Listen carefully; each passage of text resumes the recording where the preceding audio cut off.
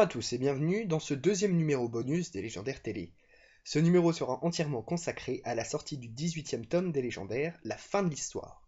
Nous retracerons toutes les news qui ont été dévoilées et toutes les informations connues à ce jour. C'est près de 22 extraits qui ont été dévoilés par le maître Pamplemousse ainsi que les 4 premières pages. Nous allons regarder tous ces extraits en commençant par les recherches, les crayonnés, les extraits couleurs, les visuels, les pages entières et enfin les informations connues. Commençons ce numéro spécial avec les recherches qui avaient été dévoilées concernant le tome 18. Les deux premiers concernent deux personnages qui devraient faire leur apparition.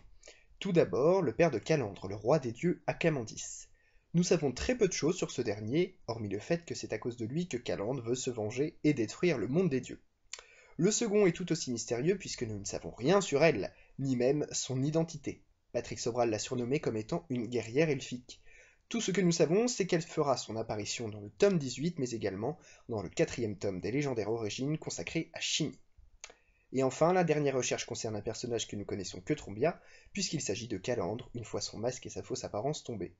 Étant la fille d'un dieu et d'une elfe, on peut s'apercevoir qu'en plus de ses pouvoirs magiques, dont son troisième œil, Calandre a hérité d'une peau bleue.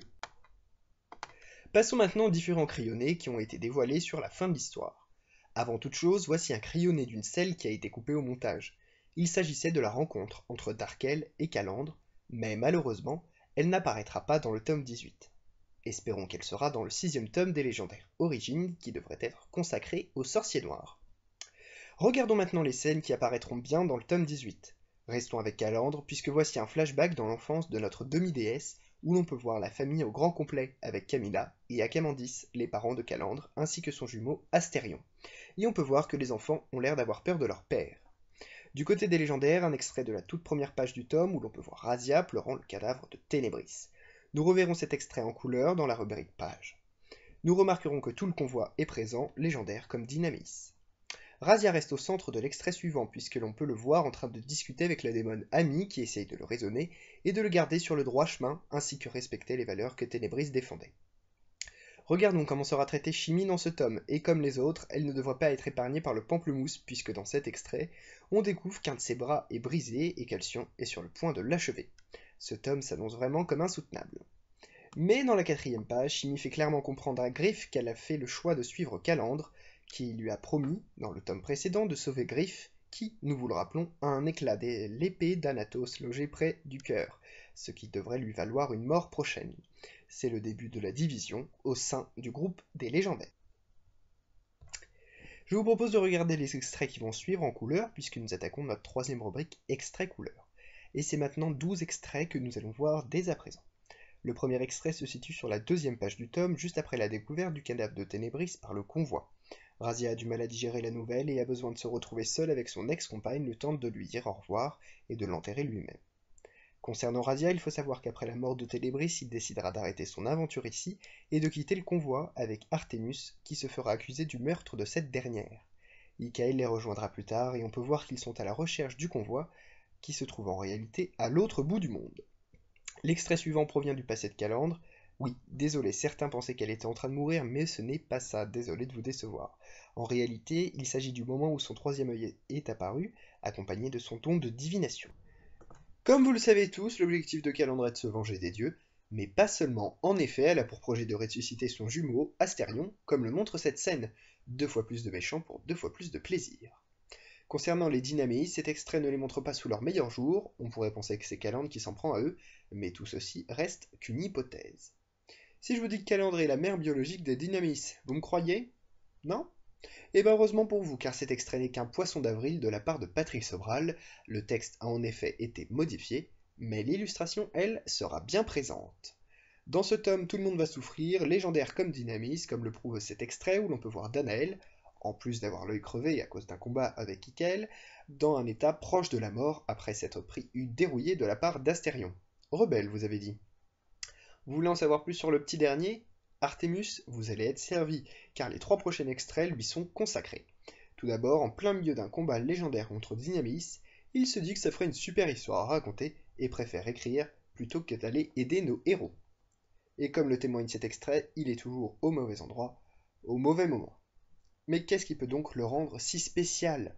Cet extrait nous apporte une réponse, puisque nous apprenons qu'il est en réalité la descendance de l'auteur de l'Al-History, le prophète Rocamadour. Et il hérite également de son pouvoir de divination, ce qui explique pourquoi il peut voir la mort prochaine des gens, comme pour notre défunte Ténébris. Du côté des légendaires, ce n'est pas mieux, puisqu'on découvre Griff et Shimi en plein combat, et surtout en piteux état, et nous terminerons enfin cette rubrique sur une note plus douce, puisque voici un extrait où l'on peut voir les dieux sur leur vaisseau dans le monde elfique.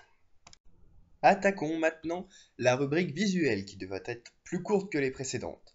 Commençons par le premier visuel officiel, qui est celui de la couverture, et sans mauvais jeu de mots, on pourra dire que ça aura été toute une histoire pour la découvrir. En effet, remontons dans le temps au 18 mars 2015 précisément. La page Facebook officielle des Légendaires publie ce que l'on pense être une image promotionnelle des Légendaires totalement inédite. Mais avec la sortie de l'agenda scolaire début juin, on s'aperçoit, grâce à la 4e de couverture, qu'il s'agissait de la couverture officielle de la fin de l'histoire. Quelques jours plus tard, elle est publiée sur le site officiel de Patrick Sobral en haute qualité.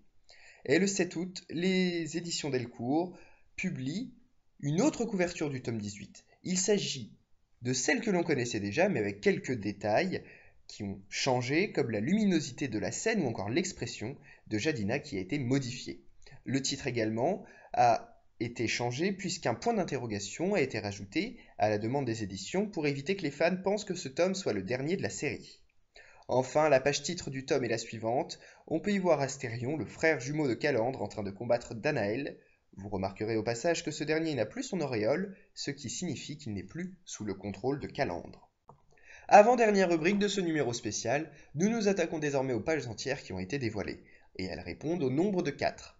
Sur la première page, on peut y découvrir tout le convoi qui est réuni autour du cadavre de Ténébris. Danaël commence à se poser des questions sur lui-même, puisqu'il ne ressent rien après l'avoir tué. Razia est en train de pleurer sa compagne et demande à Danaël qui l'a assassiné. Sur la deuxième page, Alcyone dévoile à Razia qu'Artémus est le coupable et le lui livre avec une fausse arme du crime. Toute l'équipe est sous le choc de cette découverte, même si nous savons qu'il s'agit d'un coup monté pour éloigner Artémus du convoi. Razia annonce ensuite qu'il décide de quitter le convoi. Griff refuse, mais Shimi le frappe et essaie de lui faire comprendre que s'il n'arrive pas à temps au monde des dieux, Calandre ne pourra jamais le guérir de l'éclat de l'épée d'Anatos qui est logée près de son cœur. Sur la troisième page, le convoi s'en va, sans Razia et Artémus qui décident d'enterrer Ténébris lui-même. Ensuite, Razia déclare à Artémus qu'ils vont avoir une petite discussion tous les deux, et là, contre toute attente, Razia dit à Artémus qu'il sait très bien qu'il n'est pas le coupable. Enfin, sur la quatrième page, Shimi déclare à Griff qu'elle a fait le choix d'en croire en Calandre, et cette dernière félicite cette Dynaméis d'avoir réussi à éloigner Artémus. Elle envoie ensuite le convoi vers sa destination finale, qui, selon certaines rumeurs non confirmées, pourrait être Castel, l'ancien domicile du sorcier noir. Dernière rubrique à présent, les informations diverses. Voici tout d'abord le résumé officiel du tome 18 dévoilé par les éditions Delcourt. La sortie du tome 18 était fixée au 23 septembre, mais une information de dernière minute nous annonce le contraire. En effet, Patrick Sobral vient de déclarer que suite à des problèmes techniques indépendants de sa volonté, la sortie de la fin de l'histoire sera repoussée d'une petite semaine. Rendez-vous donc le 30 septembre dans vos librairies habituelles pour dévorer ce tome tant attendu. Merci à tous d'avoir suivi ce deuxième numéro bonus entièrement consacré au tome 18 des Légendaires. Je vous donne rendez-vous à la fin du mois pour le 6e numéro des Légendaires Télé, votre condensé d'actualité mensuelle. En attendant, je vous invite à visiter notre site ou à nous suivre sur les différents réseaux sociaux. À bientôt!